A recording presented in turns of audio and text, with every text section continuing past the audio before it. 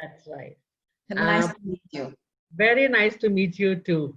And did I get your pronunciation right of Gabriela Mazowek?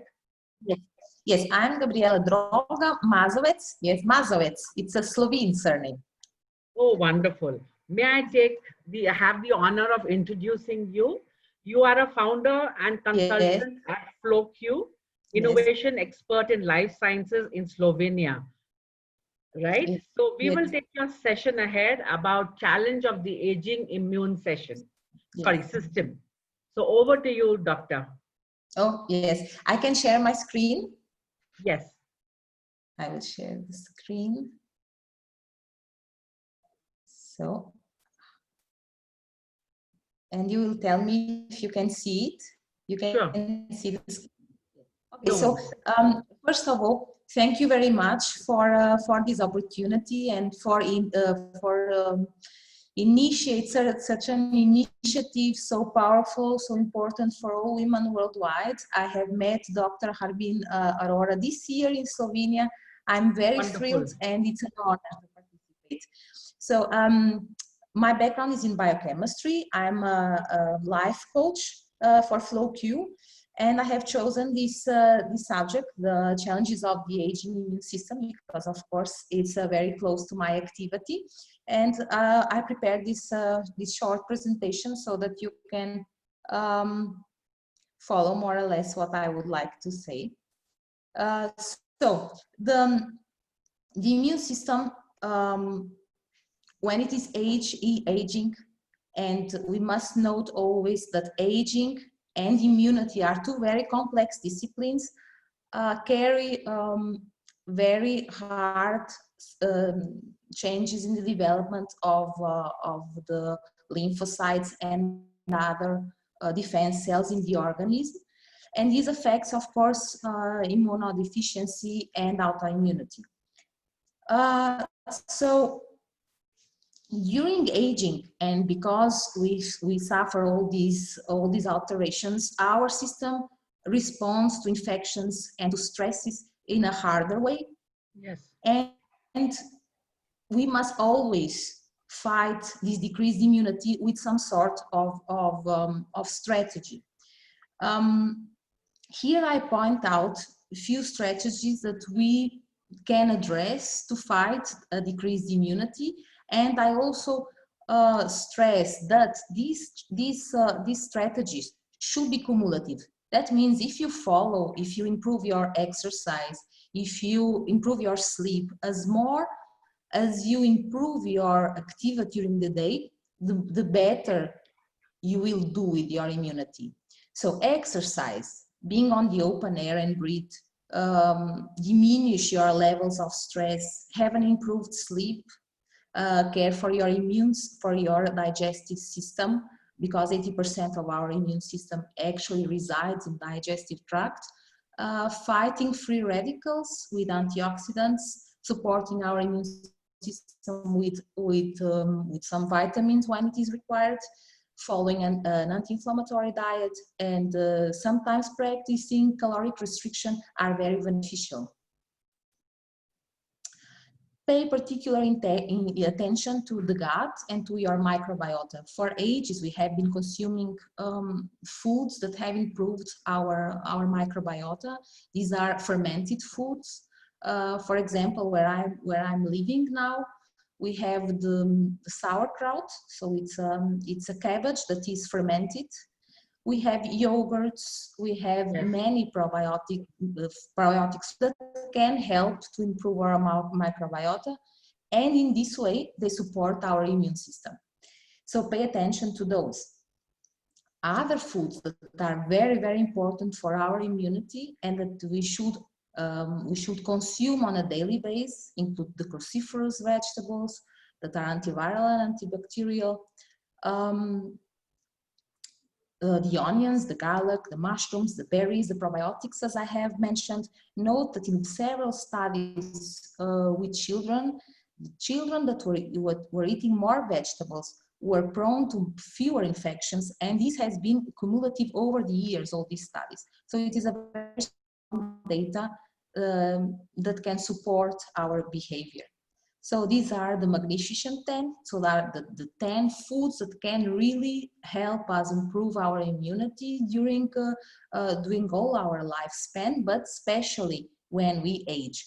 So leguminous, other vegetables, cruciferous, berries, other fruits, flax seeds, other seeds, spices and herbs, whole cereals, and of course water and tea that should be clean.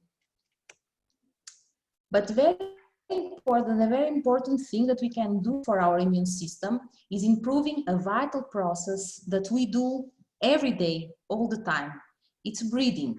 Breathing is very special because it's the process that connects our physical body with our mind.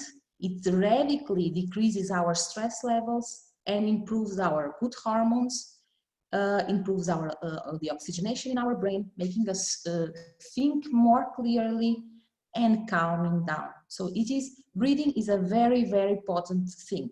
But we all breathe, you will think. This is something so vital to us that if we stop breathing for 5 seconds, we will not survive. But breathing is special because we have, with our activities and with our stress levels, forgotten how to breathe correctly. So it is always very powerful and very beneficial to remind ourselves, how can we breathe in a more successful way? How can we de-stress by breathing and improving our quality of breathing? One such strategy is forest bathing. Forest bathing is very popular in Japan and in some Northern European countries. And it has been shown in several studies a lot of benefits by reducing stress and boosting the immune response, so increasing the NK cells. Forest bathing is nothing more than walking in the forest among the trees and breathing, walking and breathing. The results of the studies that have concentrated on forest bathing are quite amazing, and that is why this is being practiced in these countries.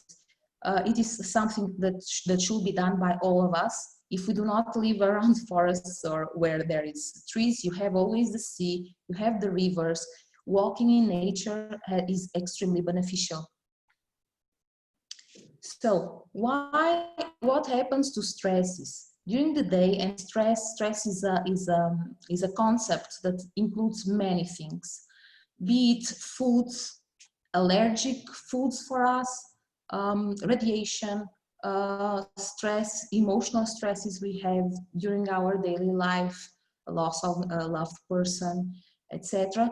They provoke a weakened response of our immune system. But there is something in our hands, like breathing, like improving our food, that can drastically help to diminish the stress and improve the immune response. And it is meditation and mindfulness. This is something that everybody can practice. You can help yourself with yoga teachers, with coaches.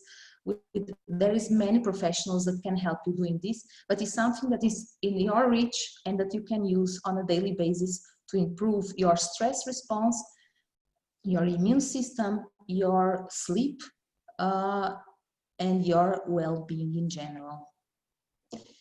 So practice yoga. It lowers the levels of your cortisol, which is the stress hormone most known. This practice of yoga should always include an initial relaxation, the pranayama techniques, and meditation techniques. This was what I had prepared for you. I will be happy to for any comment, question, any interaction. Oh, I see Alicia. Yes. Hi, Alicia. Welcome to Hello. our session. And would you be so kind enough to introduce yourself? Yes. Hi. So my name is Alicia Son. I live in England, in UK. It's here afternoon. I'm an entrepreneur, TEDx and international speaker, best-selling author. I wrote a book on the power of minerals, healing spas of Europe, and just about finishing Supercharge Your Body, Your Shopping Basket to Immunity. And which you have a we spa, are very, right? A mineral spa? You are yes. running a mineral spa? Excuse me? Are you owning a mineral spa? No, I'm an entrepreneur, so I write Okay. about the positive effects of minerals on human body, and Okay, okay. also the absorption, not only through digestion, but also through the skin, and the positive effects of spa, and in particular looking at positive effects of mineral spas, which is geothermal natural waters, Right. because those spas are much more beneficial to you than generic ones. Yeah. Okay. Yeah. So please go ahead. Okay, so obviously today we wanted to be able to talk on the challenges of the aging immune system. That's right. And yes. as I said, I'm also almost finished the second book, which is very much so about supercharge your body, the shopping basket to your immunity. And for any viewers here, if you want to access chapter 3, because I'm giving that chapter away anyway, as part of my program, you are welcome to go to https themineralspa.com/5day, and you will be prompted to get your free chapter. So you are welcome to have the free chapter. And that's because I like doing things very much on a practical levels. I am a life coach, so when I work with clients, I want to be able to bring that into practice. So the guide and very much the chapter 3 is called about healing food. So exactly what Gabriela was talking about, right. The garlic, the ginger, the different teas, linden tea, and so on. And I focused in that book very much so on immunity, because we know that certain minerals such as magnesium, zinc, iron are really important, and selenium are very important for our immune system. In particular, zinc, because zinc and studies around zinc are linked to stopping a disease going any further in terms of cells developing, in terms of stopping any kind of disease advancing further. So if you're supplementing and if you're coming up with a cold, it's really useful to be able to supplement with right minerals and vitamins. So we're looking at vitamin C, vitamin D with K. We're looking also at B vitamins, very important around immunity, and especially when we think about the pandemic right now. Yes. Obviously, nobody ever thought so much as about immunity, I think, as we do right now. So that's why in some ways I thought this is not about the mineral spa, but it's something that is needed right now. So that's coming out. In terms of the immunity, well, the immune system, why is it important for us? Well, it's our front door. In my view, it's our front door to our wealth. So if you imagine you have that internal doctor that keeps checking all the body systems and help you to remain healthy, that's the one of the main function of our immune system. The other function of our immune system is to not only to keep us healthy, but also to keep pathogens, bacteria, viruses at bay. So the antigens, as we call it, at bay, to support our healthy cells. So from that perspective, our immune system is also very closely linked and related to our aging. And what we know in terms of our blood, our white blood cells, especially lymphocytes, are very much affected as we age. Because we are aging, our immune system is also aging. What we need to think about how we can slow that process down, how we can age well. And as Gabriela just presented in her presentation, she talked about mindfulness, she talked about stress, meditation, and so on. I'm just speaking from my head now, so forgive me if it's not flowing as such. You need to think about neutralizing really things from your environment. And again, where Gabriela was talking about forest bathing, it is actually proven that by research that is so much more beneficial than being by the sea, being actually around dense forests. And Tokyo University very much led that research around 26 different areas around Tokyo. So even though if you don't know the research behind it, I think what we need to understand as human beings, it's really important for us to have at least 45 minutes walk a day. They say that keeps the doctor away, so we should improve that within us. What we know within our cells as well, our cells, and very much so coming back to vitamins and minerals in our immune system. Our immune system can only work properly if we have homeostasis, and homeostasis, which is mean the balance within the body. Okay. So the kind of homeostasis also as well within the mind, body and soul. Our minerals are responsible for releasing energy on a cellular level. And because of that, it's very important that we have the right levels of minerals, we have the right levels of vitamins within our body. And I always say, check your levels with your doctor, because I think it's important. We're not doing that routinely enough.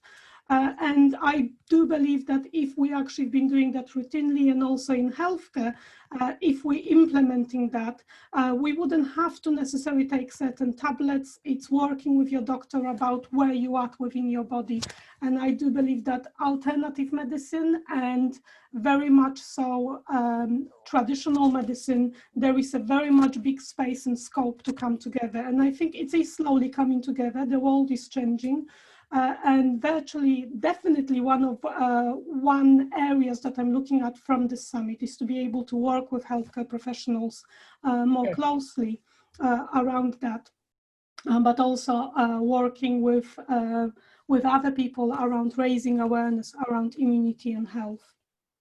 So when you think about your immune system, I always thought about if you love your minerals, you love your cells.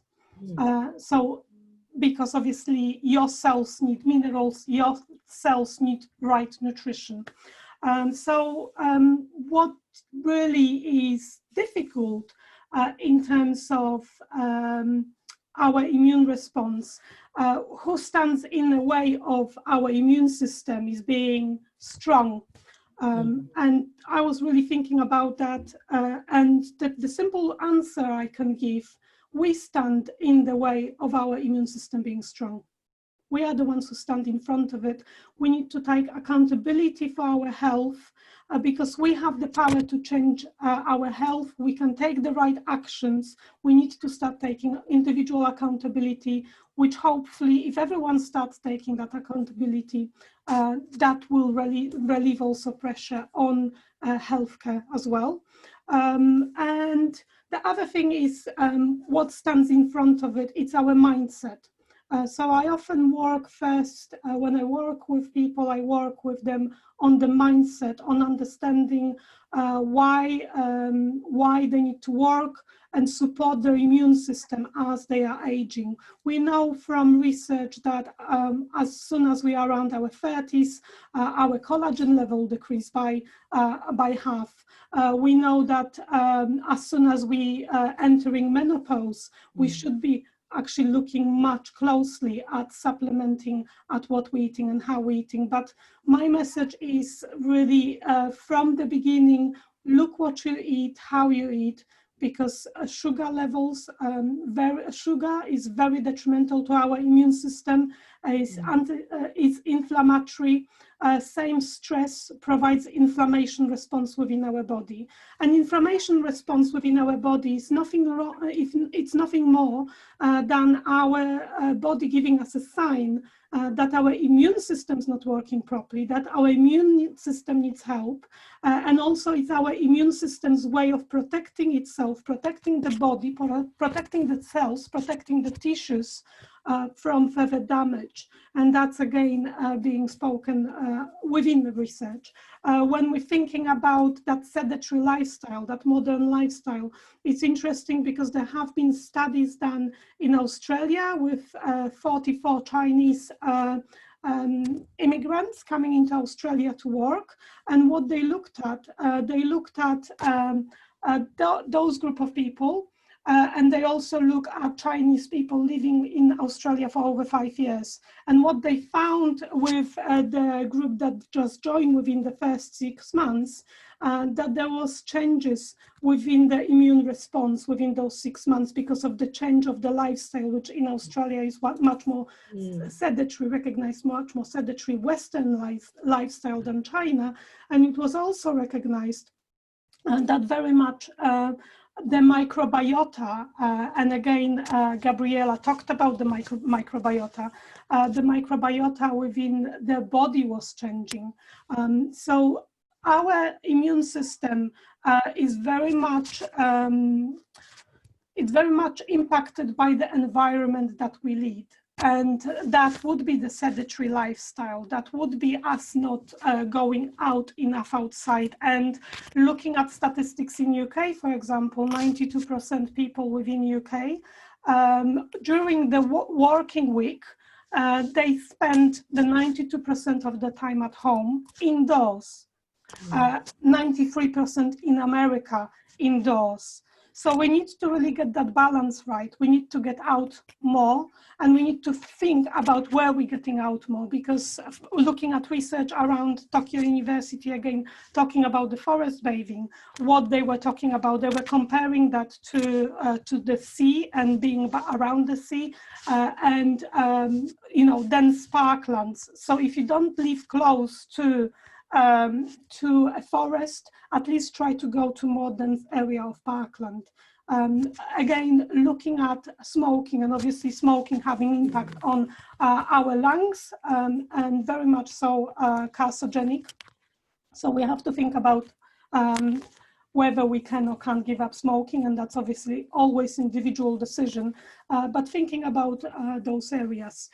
So things to boost immunity.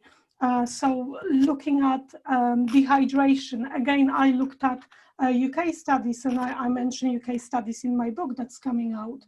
About 89% of us after the age of 55 not drinking enough water. Yes, yes. So we have to think about how much do we hydrate, and very much so from writing the book, The Power of Minerals, Healing Spots of Europe, because I've focused very much so on the skin, on the human skin, which is one of the organs of the immune system, because skin protects us from outside world and pathogens and bacteria. The minute that the skin is being broken, we're inviting the invaders. So the skin is very important. Again, what I was looking at water deprivation, sleep deprivation. Sorry, we talked about water. So I'm just thinking of sleep deprivation. Again, studies tell us that if we don't sleep at least 7 hours undisturbed sleep, we're impacting greatly our immune system. And also our immune system is being impacted by the lifestyle we are leading, i.e. computers, tablets, phones, whatever else. We leave them in our bedroom. Not only it affects our mental health, but it also affects our melatonin levels within our body, because if we are exposed for 2 hours prior to bed to those devices or watching television, and just straight away after switching off, we're planning to go to bed, we interrupted the patterns of our melatonin levels within the body. So there is so many things that we have to think about in terms of the immune response and immunity.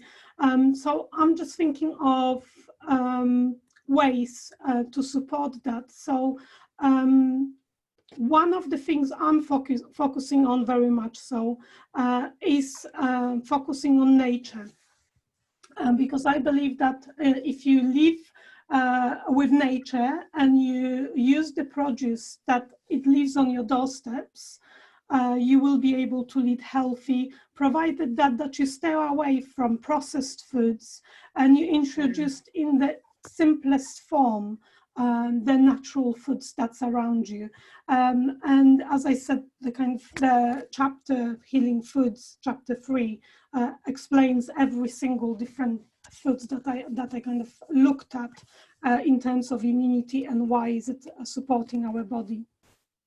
The other thing is in terms of meditation, in terms of yoga, studies actually have proven that both are very beneficial to our immune system, and Gabriela talked about already, so I won't be repeating about the lowering of cortisol levels within that, but being in that space and practicing meditation regularly and having that mindfulness practice for yourself.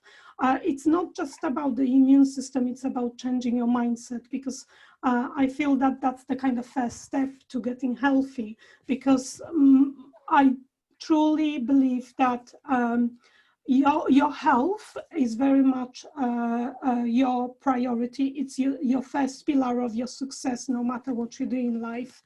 And I know I probably repeat myself on many forums, but I truly believe in that.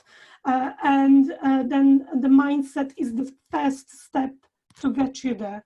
Because unless you change your mindset, you're not going to be looking at changing your immune system. And we're usually looking at our immune system when we're already not well, or when we're already worried that we are not well. But there is lots of things you can do. And I'm running a program in August and September, so I welcome anyone who's interested to be part of that program, because it's very much working on practical levels on waking up your immune system using the alternative methods of healing of our body. So looking at water, so looking at elements of earth. I based it around elements of earth. So looking at breathing techniques, looking at water, looking at heat, especially when you're using spas, you can absolutely use heat and cold and so on to support your immune system.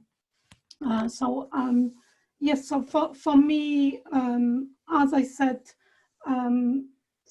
immune system is the area that we always should focus on, because if you imagine you have that front door, which is your immune system opens up that door to everything else.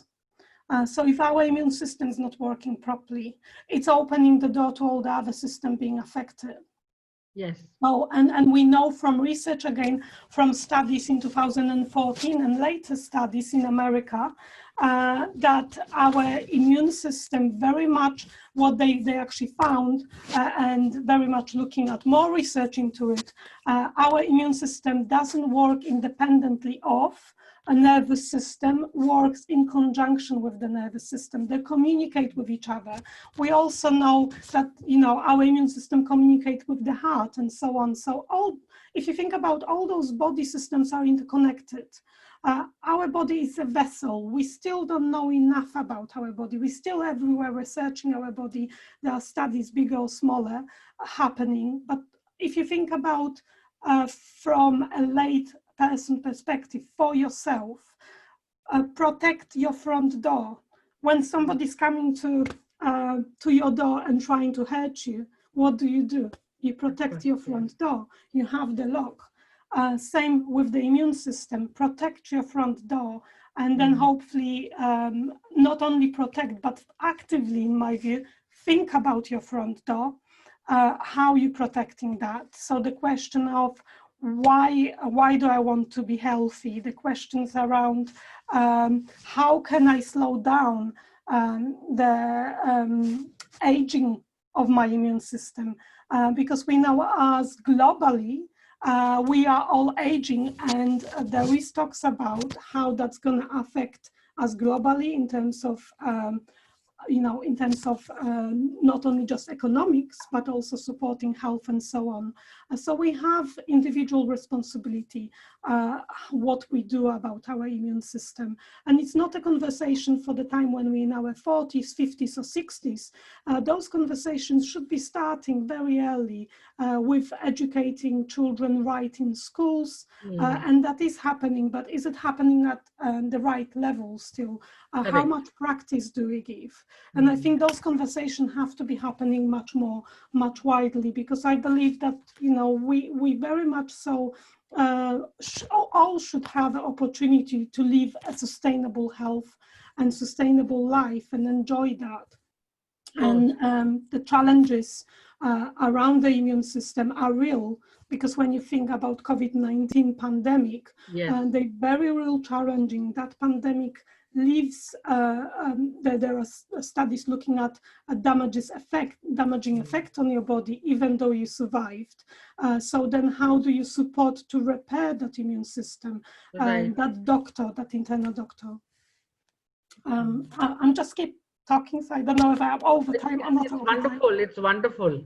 It's really so energizing. I have one question for you. Yeah. I would want to know what is good, the vegetarian food versus the non-vegetarian food, or do we strike a balance between both? No, it's very much, I would say, it's very much individual choice, because some people choose to be vegetarians, other people choose to be pescatarians, other people eat meat, and so on. So it's not really what is better. If you chose a lifestyle to be a vegetarian, then you have to really think about, am I supplementing well enough proteins, and looking at vitamin B12 within your diet. So it's about being actively aware that when you're a vegetarian, you might be missing on other nutrients, vitamins and minerals, and looking at, if I'm missing that, what other plant can provide that. So I would say, if you download that chapter 3, that would really open your eyes at every kind of single food and what it does, and what vitamins, what minerals are in there. And I don't know whether you're pescatarian as well, because if you're pescatarian, that can help. Because I'm discussing tuna, salmon, and so on, different type of fish, and very much so. I think trout has a quite high level of vitamin B12. Right. So it's looking at how you eat and what you eat, and as I said, everybody has their own lifestyle. So whatever lifestyle you choose, you need to be aware, in my view, of the effects of that on your body, because alcohol in small amounts is okay. People can enjoy it. But when you abuse it, it obviously has absolutely detrimental effects on your body. And there is, again, you don't have to use it, because there is so many mocktails, and so beautifully done mocktails with so many vitamins and nutrients that, in my view, but that's my view, somebody else might disagree, you don't necessarily have to have that. And also, when you feel happy about yourself, then you don't need alcohol, isn't it? You are you. Absolutely right. Yes. And I know Gabriella raising. Can I have a comment? Excuse me? Do you hear me? Yes. Do you hear me? Yes, No, I have a comment about this vegetarian, non-vegetarian diet, or maybe 2 comments about what is best. Definitely, if you eat meat, if you are a meat eater, it is not okay to eat meat as we are eating nowadays, which is totally uncontrolled consumption of meat for lunch, for dinner. This is definitely not good. So the amount of meat that you would eat should be restricted. But in case you are a vegetarian, and of course you should be worried about the right levels of vitamin B12 mainly, if you consume fermented foods and leguminous, so the beans, all sorts of beans, I think you have a high probability that you will not be missing on vitamin B12. But this should be checked constantly, once a year, twice a year, so that you can have it under control. Otherwise, I think there is not a problem at all. I think the people who eat meat have a higher level of challenge in their diet. But if nowadays. they include some vegetarian food with the meat, then it's kind of balanced. Yes. I would say if you think about, and I don't know how much you've been maybe reading Michael Mosley, 5 to 2 diets or any other. I don't diet. I don't believe in diets. I believe Yes. in healthy eating. So thinking Correct. about what you eat, how you eat, where the food comes from, and how it's slaughtered and so on, if it's meat, because obviously on the market there is so many things you can buy, but you have Correct. to understand what you're buying. But thinking from that perspective, when you have those foods, it's probably better to have a vegetarian meal one day and then having non-vegetarian meal. Wonderful. Because Yes. biologically, in terms of your body clock and how Yes. your organs work, and then coming back to the immune system, how your liver works and so on, you don't want to put too much stress on your body. And Yes. today I was really, really blessed to be able to listen to the session Parole 79 and 82, which unfortunately broken down. So I will have to catch up on the session 82. So one was around the immunity and smile and happiness. And because we know being happy and happiness obviously provides the happy endorphins within our body. So that has an impact on our immune system. There are simple things which we don't have to pay. They pay for. They innate within us. We just need to use them. Yeah. And then the very interesting session, and I wrote to myself, Parole 82, Dr. Prasad. Okay. So if you haven't watched it, he obviously talks about that the body can adjust to the needs of your life. And that's really stayed with me. That was brilliant. Because your body has biological clock, and Absolutely. then also your skin has your skin has its own circadian clock. Right. They are actually different. So that's why the immune system has to, and all the system have to communicate with each other. So for benefits of hydration, and from the perspective of your skin, and from the perspective of hydration, you should always drink your water first in the morning on an empty stomach. Maybe warm water. And if you want to add anything, vitamins, or a bit of garlic or whatever else, different people, or lemon, different people add different things, that's brilliant. Yes. But generally, if you drink your water first thing in the morning, you hydrate yourself more because your skin is becoming most dehydrated at night. And I speak about that in my other book, The Power of Minerals, Healing Spas of Europe. Because I focus directly on the skin. But so your skin is being dehydrated at night, and it needs that top up, needs that hydration. And we also know from research that if you drink your water on an empty stomach, it probably takes about 5 to 10 minutes to absorb. As soon as you've eaten foods, it can take your body up to an hour and a half. And that's why when people have eaten something or run and they're still thirsty, they drank a lot of water, but they're still thirsty because the stomach is filled with food. Your system, your body system is stressed. And Dr. Prasad, which I was very happy to hear him talk about that, he very much talked about the body clock and nighttime, daytime. Again, when you look at any kind of podcast, and Dr. Mosley, they all talk about having a break between meals and looking at having at least a one-day fast. So if you're able to put a fast for at least 8 hours between meals, that's good. If you can do one-day fast, that's even better, because one-day fasting, it's not only has a positive impact on the whole of your body, regeneration, restoration, rebooting your body, but it also has an impact on your immune system.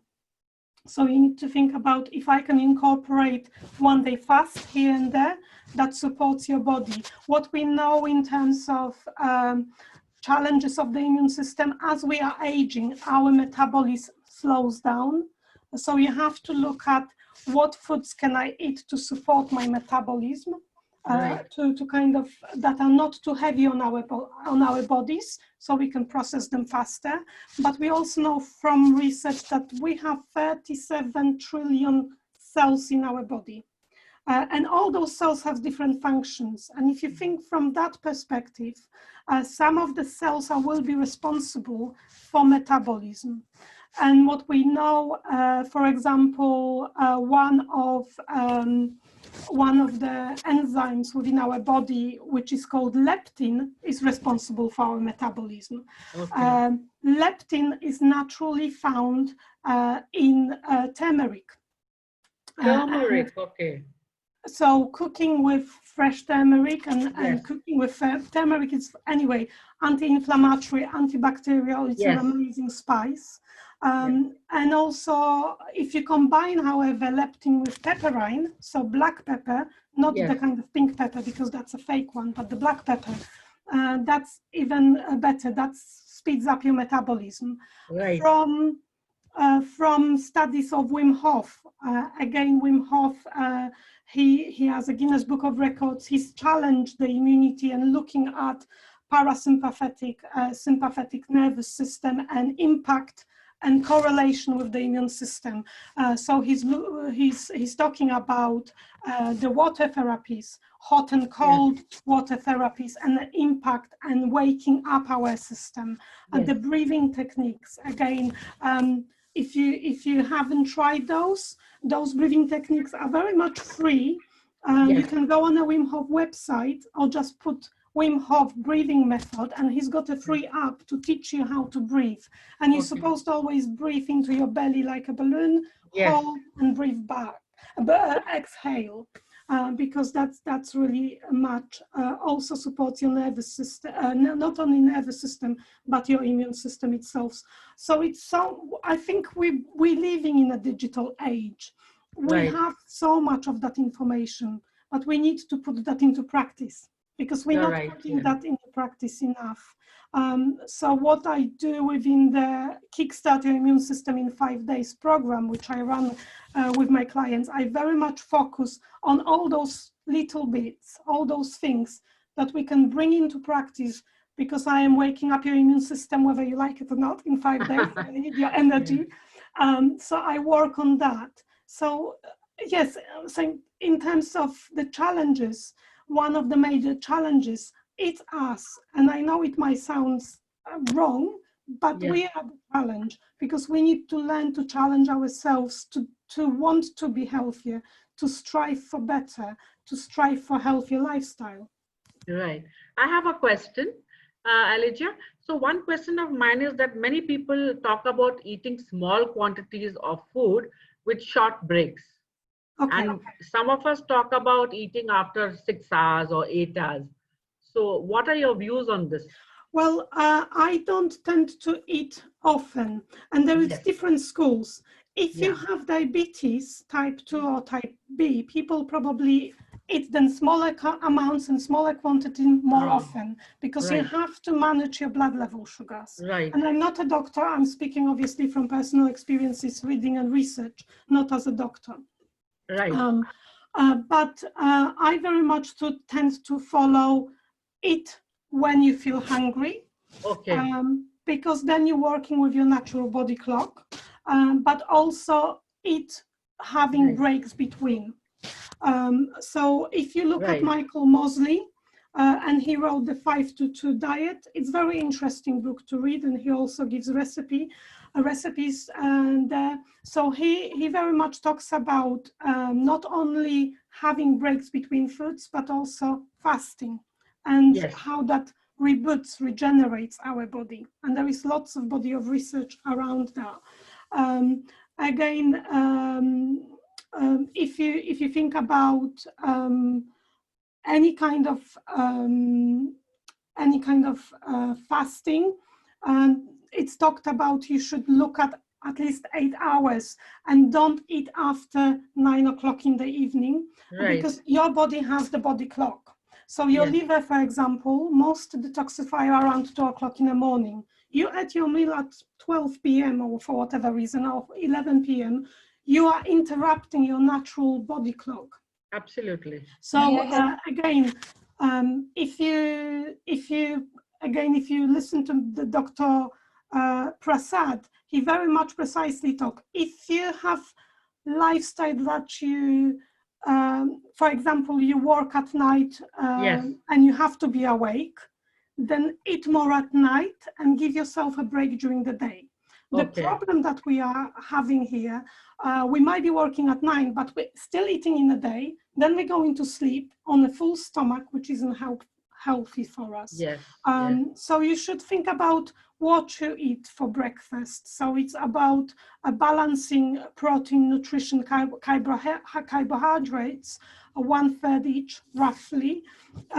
And I always say, even if you don't follow any specific diet, if you follow even the idea of your food is colorful, like a rainbow, and Right, your yeah. food is very much so, you when you go into that shopping aisles, you already have that mindset. I'm not going to go pre-packaged food. I'm going to be looking for fresh and healthy. That will be helpful. And as I said, if you to just lead that healthy lifestyle, if you are eating meat as well, have a day where you have meat and veg and have nice balanced meal, but next day have a vegetarian meal, so it's lighter for all your system. So it allows your system to empty itself properly. It allows your system not to be, and sugar levels not being spiked. Because when you eat often, and if you eat a bit more amounts than smaller amounts, you're spiking all the time your sugar levels. But what we also know, and what's brilliant, and what I had to try because I had diabetes through pregnancy, digestional diabetes. So I never used any tablets. I used higher quantity of cinnamon. And me being me, although I'm not a researcher, I needed to try it and I needed to believe that it works. So I would take a spoon and then measure my level sugars and I would drop. So what happened after that? Your level sugar dropped. Wow. So using cinnamon naturally helps you to regulate your blood level sugars. So that was a spoon of cinnamon? If you have quite severe diabetes, take an advice from your doctor, but that's a natural way. I understand, yeah. Gabriella has something to say. Yes, Gabriella. Yes, I have something to say about your question about what will be best, eating several times a day or eating less meals. Yes. As a biochemist, I'm fully from the opinion, of course, in cases of diabetes, you said very well that it's very positive to have smaller meals, but in case you do not have diabetes, it's actually a stress for your system to be constantly eating and constantly putting your digestion to work. So it's very positive that you eat less meals. Yes. And I am from the view that your last hour of sleep, if you have a normal scheduling for work, should be 7, 8 maximum, so that your body has time to rest and to regenerate instead of working in digestive tasks. And about the caloric restriction, which is one of the things that has more studies showing to increase the lifespan of a person. So, for example, the intermittent fasting or having fast once a week or making, I don't know, 5 days in 2 months, making a detox fasting is very, very positive. And there is so many studies already supporting the benefits of this, that this is some information that should go to the public. And it's wonderful, Alicia, that you have this working group that hears this. And because fasting is such a powerful healing technique that we do not put in practice. You know, by religious matters, several people making fast in one time a year or once a week. This is extremely positive, and there is several studies proving this. So this is not anymore testing. This is proved. This proven, you just should apply to it. And it was wonderful your decision to use the cinnamon on the diabetes. This is actually so beneficial if it is not toxic to you, if you are not allergic to it. Also, for example, for people that do not have diabetes but are pre-diabetic, and it's an enormous amount of people are pre-diabetic because of the eating of processed foods, so much sugars added and so on. Eating cinnamon for breakfast every day, it improves your liver function in such a way that there are studies showing that it is actually blocking the resistance to insulin. So this is it's wonderful. It's wonderful that you are having this this seminar for your clients. And, this is really and also for yourself, I guess, if you think, Hannah, if you think and if you're able to listen to Sadhguru, Yes. again, he's amazing. He talks about fasting, and Yes. he very much follows the yogi fasting, the break for 8 hours. So That's have right. 8 Yes. hours between each foods. Yes. Because if you're able to do that, as I said, if you have any conditions and you have to manage that differently, Yeah. that's again looking at how do I eat, in what quantities, and how do I manage not to spike my sugar levels. And cinnamon is absolutely brilliant for that. As I said, there is, I've listed about 50 or 60 foods in the chapter, healing foods, which tell you which one are anti-inflammatory, which one are antiseptic, and so on. For example, the other day, because I run the Facebook group, which is called The Mineral Spa, so it's https themineralspa.com/Facebook, and it's a free group because I feel I want to share also and help and educate, and also it helps me to learn when people share back, because everyone in this group have different experiences in life. So when you think from that perspective, understanding what you can use. People use lavender for changing of the mood. People use lavender in bathing, in soap products. But for example, do we think of lavender as antiseptic, anti-inflammatory, and can we use it in a tea? Absolutely. You can have a lavender flower tea with a bit of linden flower, and if you can pick them yourself, from organic source, that's even better. Add a bit of ginger to it. Add a hint of couple of leaves of fresh rosemary. Brew it in your pot. Amazing, absolutely amazing. And also the color is amazing. And that's very much an anti-inflammatory tonic.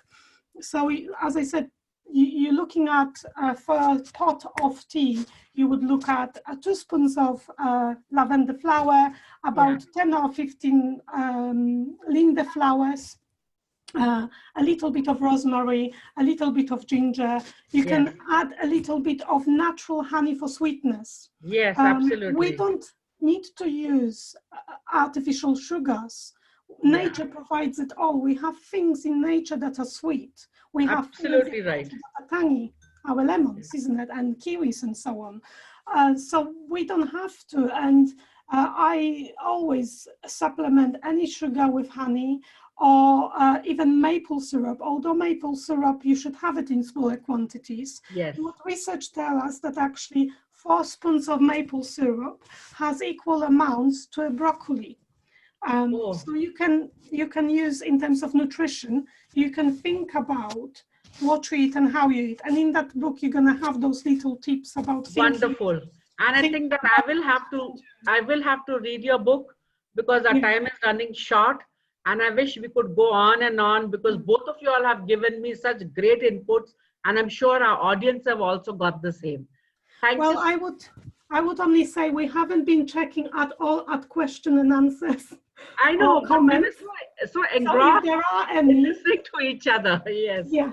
So if there are any, I'm sure myself and Gabriela are happy to answer those. And but I guess we haven't got any questions. So I guess we've answered all our audience. Okay. So may I have the pleasure now to award Dr. Gabriela the Iconic Woman Award for creating a better world, Gabriela. Thank you very much. Thank you. And thank you so much for being on the session. And I would also like to have the pleasure of awarding you, Elijah, the Iconic Woman Award for creating a better world. Thank you very much. So much. And you all have been really wonderful. And both of you all are so knowledgeable. It was amazing. Well, believe it or not, we actually met. We worked with each other already in Slovenia, which was brilliant. Yeah, both of you? Yes, we have. Oh, wonderful. Yeah, we met in Slovenia this year. It's amazing. Wonderful. And So we that the three connected of there us because meet you now. passion. Yes. Wonderful. That's really nice. So it was Excellent. fun. Yeah, yeah. So this is what WEF is all about, that we interact with each other, and a human thread is always extending and extending, right? So on Yes. that note, thank you so much. It has been very enlightening, and we will stay in touch. Thank you so much. Yes. Good Thank night. you. Thank you. Bye-bye. Thank you, everyone. Bye. Bye-bye.